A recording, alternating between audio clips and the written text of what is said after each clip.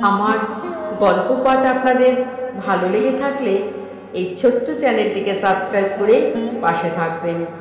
আজকে শুরু করছি গল্প ভালোবাসি তাই। কলমে শ্রাবন্তী মিস্ত্রি। আপনি কি সুন্দর, তাই বুঝি? ভীষণ। কি সুন্দর আপনার টানা টানা চোখ। ওই চোখের দিকে তাকালে আমি কোথায় হারিয়ে যাই। আপনি কি সাহিত্যিক হতে চেয়েছিলেন আর হয়ে গেছে ব্যাংক কর্মচারী? আপনাকে দেখলে সাহিত্য এমনি চলে আসে। এমন প্রশংসা আর কতজন মেয়েকে করেছেন? কাউকে দেখে এত প্রশংসা করার কথা মাথায় আসেনি। আর আমি চিরকাল লাজুক শান্ত ছেলে, তাই কাউকে তারিফ করার প্রয়োজন বা পরিস্থিতি কখনো আসেনি। হঠাৎ আমাকে নিয়ে পড়লেন কেন? কি জানি, মনে হয় ভালোবেসে ফেলেছি আপনাকে। এইভাবে ভালোবাসা হয় নাকি? আপনি জানেন আমার সম্পর্কে কিছু? ভালোবাসার জন্য এত কারণ লাগে নাকি? আপনাকে আমার ভালো লাগে খুব। ভালো লাগা আর ভালোবাসা কিন্তু এক জিনিস নয়। কিন্তু ভালো লাগা থেকেই তো ভালোবাসা হয়। আপনি সত্যি পাগল। কেন ছেলে মানুষই করছেন আপনি? কেন? আমাকে আপনার ভালো লাগে না? না, লাগে না। কিন্তু কেন ভালো লাগে না এটা জানাটা কি যথেষ্ট নয়? আপনি স্মোক করা পছন্দ করেন না, আমি তা করি না। বন্ধু বান্ধব তেমন নেই। আমি তো শান্ত মানুষ, ঘরের সব কাজ পারি, রান্না থেকে কাপড় কাচা সব পারি। তাও কেন পছন্দ নয় আমাকে? আপনি আমার অতীত জানেন না, জানতেও চাই না। আমি তো ভবিষ্যৎ নিয়ে ভাবতে চাই। এইসব ভুলভাল ভাবনা মাথা থেকে বের করুন। কদিন পর একটা ভালো ঘর ভাড়া নিয়ে নিন, তারপর টাকা জমিয়ে ফ্ল্যাট কিনে বিয়ে করে সংসার করুন। তাড়িয়ে দিচ্ছেন আপনাদের বাড়ি থেকে? না, আপনাকে সদুপদেশ দেওয়ার চেষ্টা করছি। জানেন বাবা মা শুনলে এসব কি ভাববে? ছি ছি ছি। আর একদিন আমি আমার অতীতের ব্যাপারে আপনাকে বলবো। আপনি যে কথা আমাকে বলছেন আর কাউকে বলবেন না প্লিজ। এই উত্তর অন্য কোনো দিন দেব। রাত হয়েছে, নিচে চলুন। কেউ দেখে ফেললে বদনাম হবে। বদনামের এত ভয়? সে ভয় আছে বই কি। আর একটু দাঁড়াই এখানে। আপনি থাকুন, আমি চললাম। আপনি রোজ রাতে ছাদে আসেন তাই না? কাল থেকে আর আসবো না। কেন? বদনামের ভয়ে? আমি কিন্তু জানি আপনিও আমাকে পছন্দ করেন। ভুল জানেন। আমি দেখেছি আপনি আমার পছন্দের পায়েস প্রায়ই রান্না করেন। আজকাল বাইকে লিফট দিতে চাইলে আপত্তি করেন না। আর ভালোবাসার কথা বলতে আপনাকে লজ্জা পেতেও দেখেছি। এতে কিছু প্রমাণ হয়ে যায় না। আজকের পর থেকে আর কখনো কথা বলবো না আপনার সাথে। এই যা, রাগ করলে? মজা করলাম যে। তিস্তা সিঁড়ি দিয়ে তাড়াতাড়ি নেমে চলে গেল নিজের ঘরে। যাই হোক, মনটা হালকা লাগছে অনেক। মনের কথাটা তো অন্তত বলতে পেরেছি তাকে।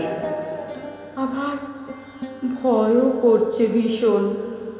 সত্যি কি তিস্তার কথা বলবে না আমার সাথে? আমি নবারুণ, এক মফস্বলের ছেলে। ব্যাংকে চাকরি পেয়ে শহরে আসা, আর বাবার প্রিয় বন্ধু দেবেশ কাকুর বাড়িতে উঠেছি মাসখানেক হলো। দেবেশ কাকুই বাবাকে বারবার বলে এক প্রকার জোর করে আমাকে এ বাড়িতে উঠতে বলেন। বলেছিলেন ছেলেটা শহরে নতুন আসছে, আমার কাছে থেকে পরিস্থিতি বুঝে নিক, তারপর অসুবিধা হলে না হয় আলাদা ঘর নিয়ে থাকবে, না হলে আমার কাছেই থাকুক। নতুন চাকরি, ওর কাকিমা ওকে টিফিনটা তো গুছিয়ে দিতে পারবে। বাবার মুখে শুনেছিলাম দেবেশ কাকুর এক ছেলে ছিল, সে মারা গেছে এক দুর্ঘটনায়।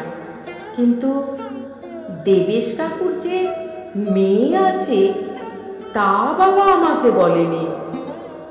ভাগ্যিস দেবেশ কাকু তার বাড়িতে থাকার জন্য জোর করেছিল, না হলে এ জীবনে আর প্রেম আসতো না বোধ হয়। সেবার দেবেশ কাকুর বাড়িতে এসে তিস্তাকে প্রথম দেখাতেই মুগ্ধ হয়েছিলাম আমি। লম্বা চুলে বেনি পরা, পরনে সালোয়ার, বাবা মাকে করা শ্রদ্ধা। আমি দু চোখ ভরে দেখেছিলাম তাকে। দেখলাম বাবা মাকে প্রণাম করে অফিসের জন্য বেরোলো সে। দেবেশ কাকুর স্ত্রী স্নেহের চুম্বন এঁকে দিলেন মেয়ের কপালে। তারপর দেখলাম বাবা মায়ের ওষুধ খাওয়ার কথা মনে করিয়ে দিয়ে চলে গেল সে। বুঝলাম বড় কর্তব্যপরায়ণ মেয়েও সে। তারপর থেকে তাকে যতভাবে দেখেছি মুগ্ধ হয়েছি। সে খোলা চুলেই হোক বা পরিপাটি করে আঁচড়ে খোপায় মালা পরানো চুলে। আগে মনে হতো সে আমাকে এড়িয়ে চলে সব সময়, এখন কথা বলে সে কিছু কিছু।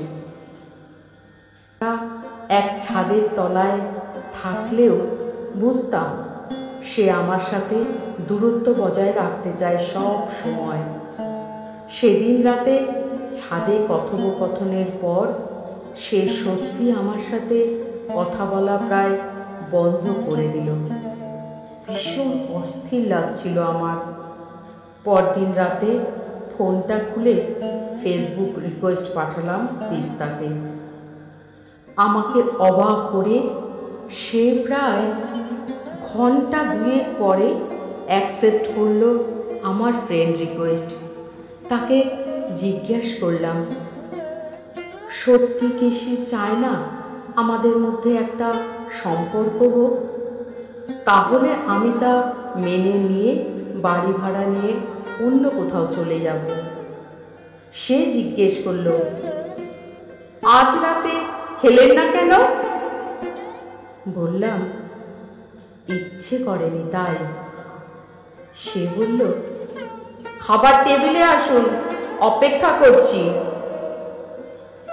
খাবার টেবিলে গিয়ে দেখি সেও না খেয়ে অপেক্ষা করছে। দুজনে খাচ্ছিলাম। খেতে খেতে সে বলল, সত্যি তাহলে চলে যাবেন ঠিক করলেন? আমি তার মুখের দিকে তাকিয়ে দেখি তার চোখে জল। জিজ্ঞেস করলাম, চোখে জল কেন? এই চোখ আমার পছন্দের, কিন্তু চোখের জল তো নয়। আমি আপনার উত্তর পেয়ে গেছি।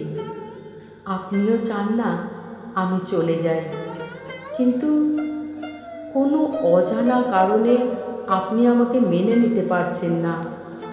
আপনি বললে আমি আপনার বাবা মায়ের সাথে কথা বলতে পারি।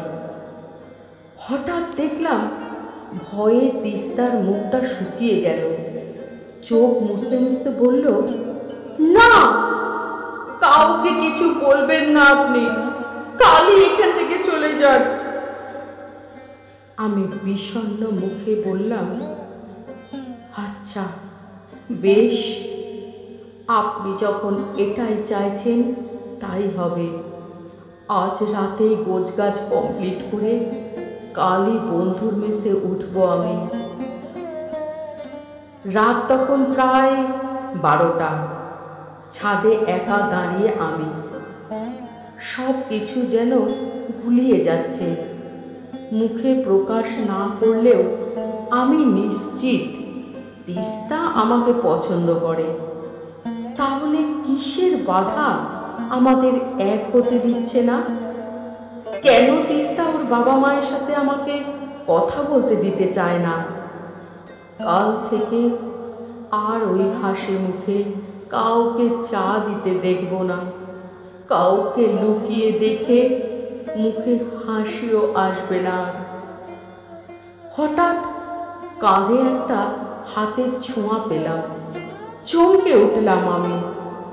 তাকিয়ে দেখি দেবেশ কাকু দাঁড়িয়ে। বললেন, কি বাবা, কিছু হিসেব মিলছে না তাই তো? কি ভাবছো? আমার মেয়ে কেন তোমাকে পছন্দ করার পরেও তোমার প্রেম বা বিয়ের প্রস্তাব মেনে নিচ্ছে না, তাই তো? মেনে নিচ্ছে না সমাজের ভয়ে। আমরা কি ভাববো সেটা চিন্তা করে। তুমি কি জানো সে আমার শুধুই মেয়ে না, তার আরও একটা পরিচয় আছে। সে আমার মৃত ছেলের স্ত্রী, মানে পুত্রবধূ। কিন্তু এখন তার সবচেয়ে বড় পরিচয়, সে আমার মেয়ে। বাপ মা হারা মেয়েটা বিয়ের 10 দিনের মাথায় স্বামীকে হারালো। মেয়েটা কি পেল সে সংসার থেকে? তারপর তোমার কাকিমা অসুস্থ হলো ছেলের শোকে। সেবা শুশ্রূষা করে এক প্রকার বাঁচিয়ে আনলো তাকে মেয়েটা।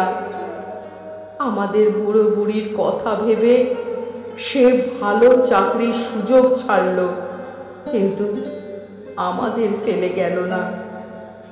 বারবার বলার পরও নতুন করে সংসার শুরু করলো না। আর একজন সন্তানের থেকে বাবা মা যা যা আশা করে সবটাই দিয়েছে সে।